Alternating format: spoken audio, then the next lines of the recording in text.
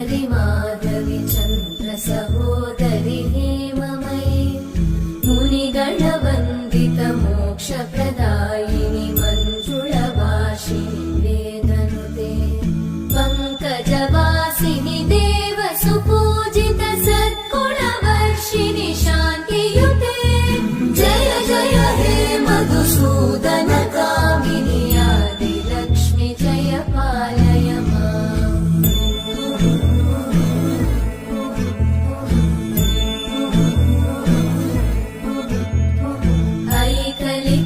ऐकलिकल्मषनाशिनि कामिनि वैदिकरूपिणि वेदमये क्षीरसमुद्भव